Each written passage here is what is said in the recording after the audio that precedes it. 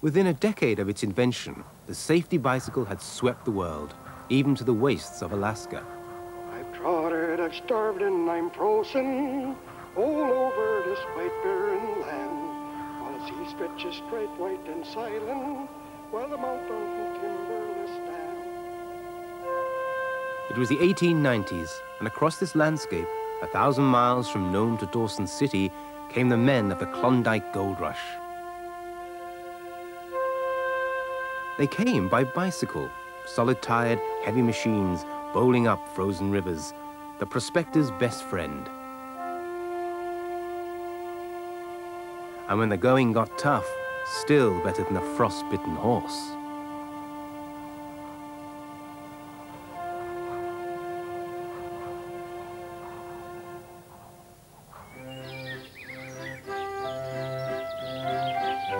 The safety bicycle is an English invention. Just possibly, the concept could have been Leonardo da Vinci's or one of his pupils. This doodle was discovered among da Vinci's manuscripts. In 3D with animation, it's for all the world the bicycle, a drawing from the 1490s, 400 years before the safety.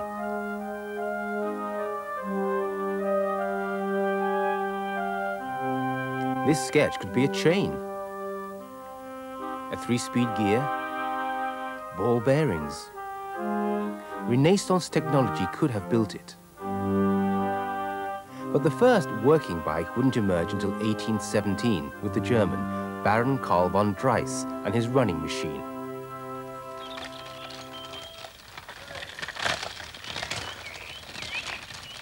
There were no pedals. The rider just pushed against the ground. But it did have steering, the trick which made the running machine rideable.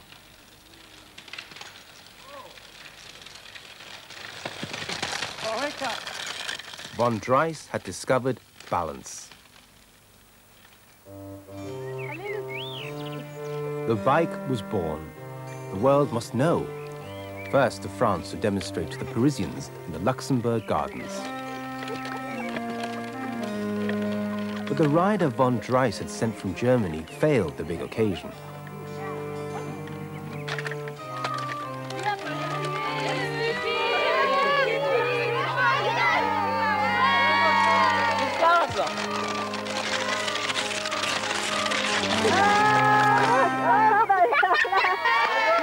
Public relations fiasco. Nevertheless, the bicycling Baron of Baden survived. So too his idea, which took Europe and America by storm. Sadly for him, the design was easily copied and patents ignored.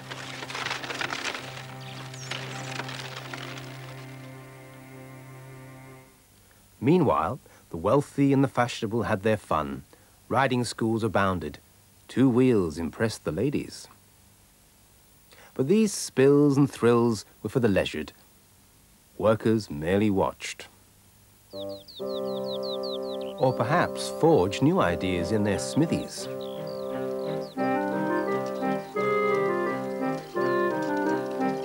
Kirkpatrick Macmillan, village blacksmith of Dumfriesshire, Scotland, did just that. He fitted the basic Draisian running machine with treadles. It was 1840. The world had its first pedal bicycle.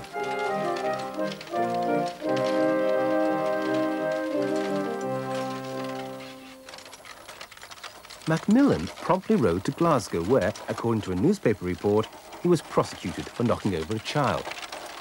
He was surrounded by a large crowd attracted by the novelty of the machine. The child who was thrown down did not sustain any injury, and under the circumstances, the offender was fined only 5 shillings. This invention will not supersede the railway. Nor did it, for steam was the preoccupation of the day. Britain was seized by railway mania. Macmillan's was the right idea at the wrong time.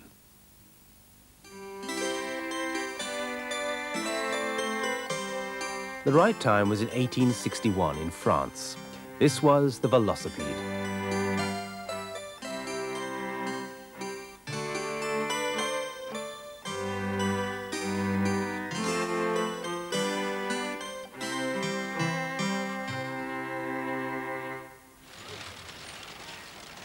The Velo caught on fast, first commercially produced by Pierre Michaud in Paris.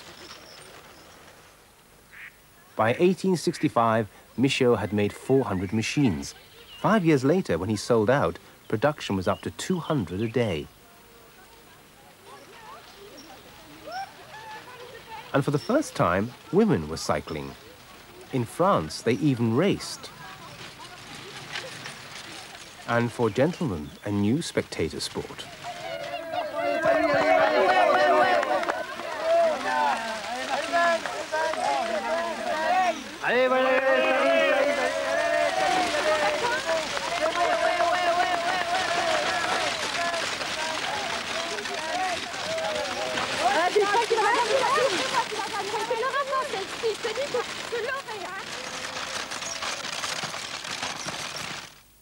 For some women at least, the Velo had brought progress, if not emancipation. For the world, Michaud had unleashed a passion. Everywhere there were riding halls, entertainments. Things got so out of hand in New York that cycling was banned in Central Park. And in the countryside, a Velo still caused shock and resentment. Oké, die fokkinderen af.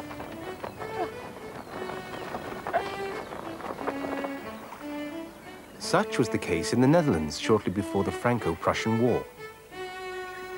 Velocipeder Charles Bouzivin, former editor of the Algemeen Handelsblad, was bombarded with coal. It had been thrown with full force by a fellow on a passing towboat. Kijk pa, wat is dat? I had to be thankful that the perpetrator missed my head.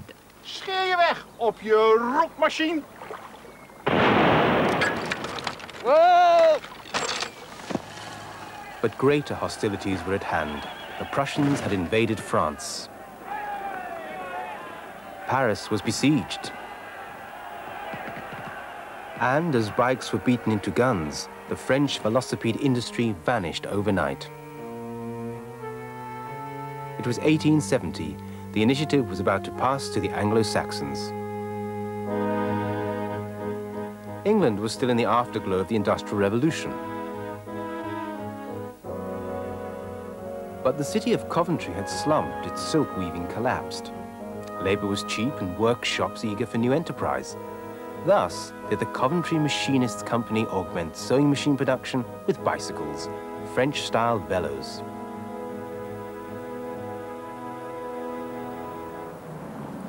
This memorial is to the works foreman, the man who was to make Coventry and the whole British industry the bicycle workshop of the world. James Starley, mechanical genius.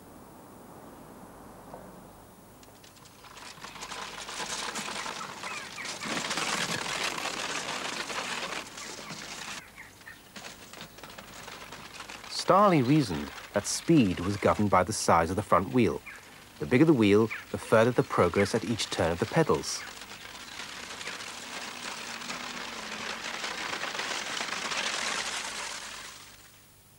Starley also knew how bad were roads.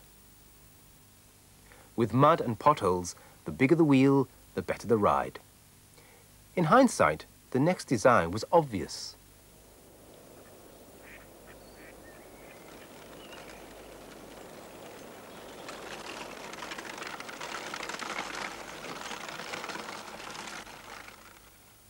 The day of the high wheeler had dawned, and with it, bicycle clubs for men.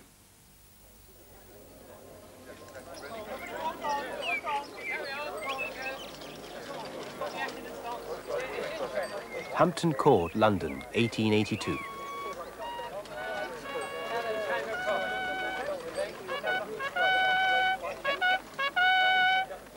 Like cavalrymen, they were answering the call of the Pickwick Bicycle Club.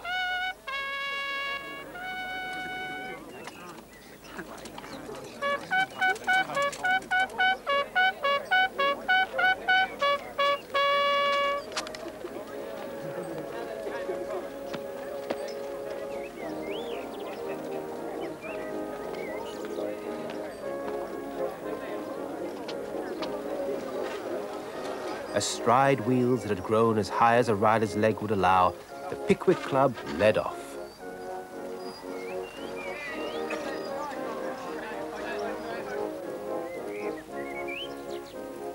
This was the biggest procession of high wheelers the world would ever see.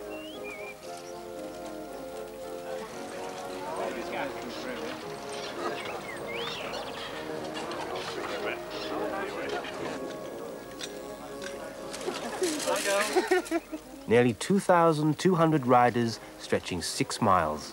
And there, just for the fun of it.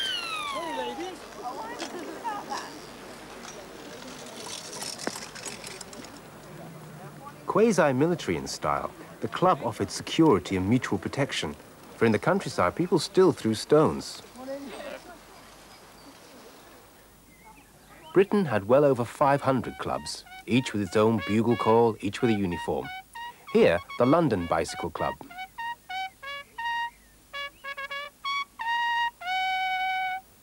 But high wheeling was a dangerous game. Starley had designed a wondrous wheel, but never try braking at speed.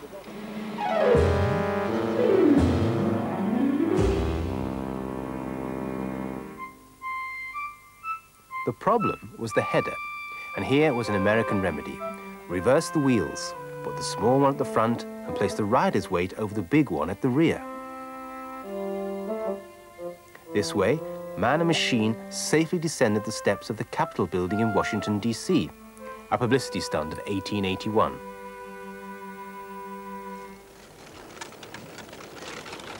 The high-wheeler remained the plaything of the young, sporting, and middle classes. In England, artisans and mechanics were banned by some clubs from amateur racing, the Times of London. Their muscular practice is held to give them unfair advantage over more delicately nurtured competitors.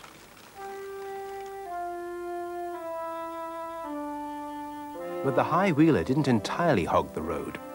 For the older and less athletic, for doctors and clergymen, for women in skirts, there emerged the tricycle.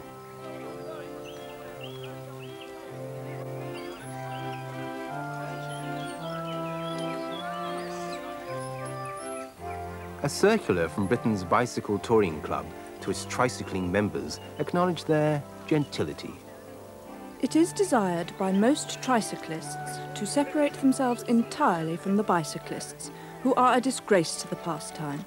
While tricycling includes princes, princesses, dukes, earls, there are none of the upper classes who ride bicycles.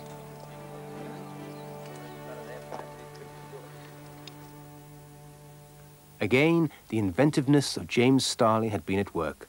Coventry's tricycle trade was booming when Starley died in 1881. But the great wheel had had its day. This is the Kangaroo of 1884, with a much smaller front wheel. The reason is gearing. The chain from the large cog drives the small cog. Clever. But better still, switch the chain to drive the back wheel, and there's the classic design, the safety bike. 1885, and the Rover, the safety bike which set the fashion to the world. Its designer, John Kemp Starley, nephew of James Starley.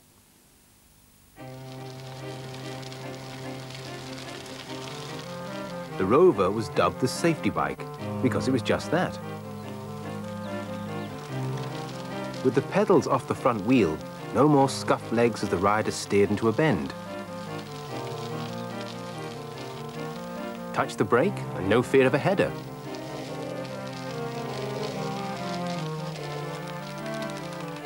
This was cycling as it should be, safe, speedy, available to all.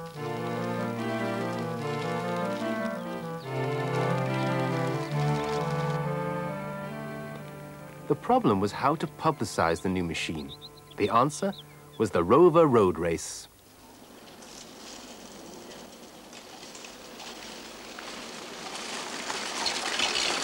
Okay.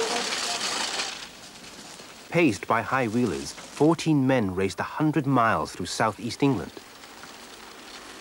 Watch the corner. The route was kept secret to the last minute. Police were liable to ban such events.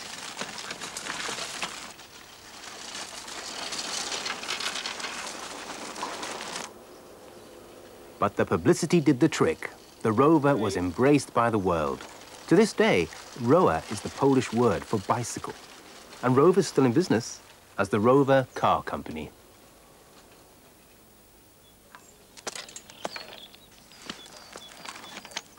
Starley's rover wasn't the only safety. How about these treadles with their echoes of Kirkpatrick Macmillan?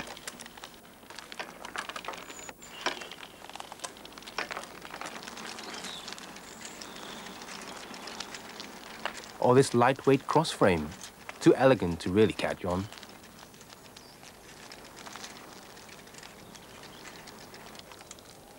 And here, some nifty suspension above the front fork. Anything for a smoother ride.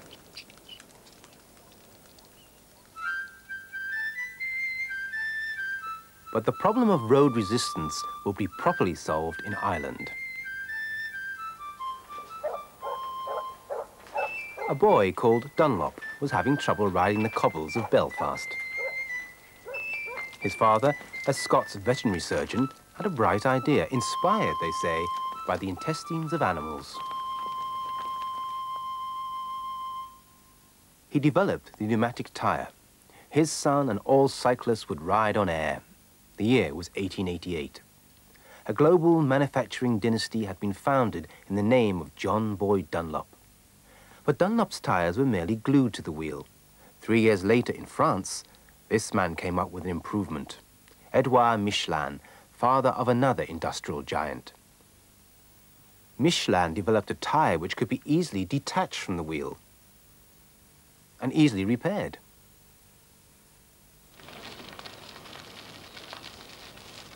The modern bicycle was complete. Bicycle, bicycle, bicycle. I want to ride my bicycle, bicycle, bicycle. I want to ride my bicycle. I want to ride my bike. I want to ride my